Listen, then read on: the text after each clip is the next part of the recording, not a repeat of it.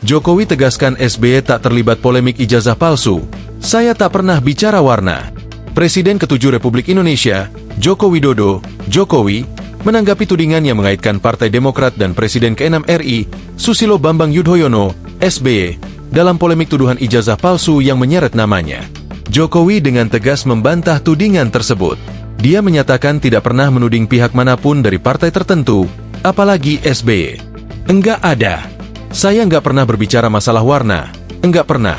Tegas Jokowi di Solo, Kamis, 31 Juli 2025. Ketika ditanya apakah ia mengetahui siapa sosok di balik polemik ini, Jokowi menyebut bahwa orang tersebut merupakan tokoh besar yang memiliki perlindungan. Bukan enggak mengetahui, saya sampaikan ada orang besar yang membaca AP, ujarnya. Namun, Jokowi kembali menegaskan bahwa SBY tidak termasuk dalam sosok yang dimaksud. Jokowi justru memuji SBY sebagai seorang negarawan. Tapi sekali lagi jangan ada yang merasa tertuduh. Apalagi sekelas Pak SBY enggak lah. Beliau adalah negarawan yang baik, ucapnya. Ia juga memastikan bahwa dirinya tidak pernah menyebut bahwa orang yang membaca AP polemik ini berasal dari partai politik manapun. Saya tidak pernah mengatakan itu, tegas Jokowi. Demokrat bantah keras. Sebelumnya, Ketua Umum Partai Demokrat Agus Harimurti Yudhoyono, AHY, juga telah menanggapi isu tersebut dan menyebutnya sebagai fitnah.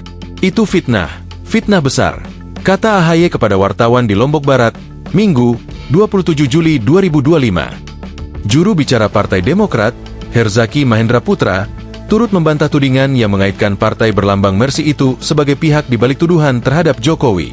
Tuduhan tersebut adalah fitnah yang tidak berdasar. Istilah Partai Biru yang diarahkan kepada Partai Demokrat merupakan upaya inisiatif yang menyesatkan dan mencemarkan nama baik kami, kata Herzaki. Download Tribun X sekarang, menghadirkan lokal menjadi Indonesia.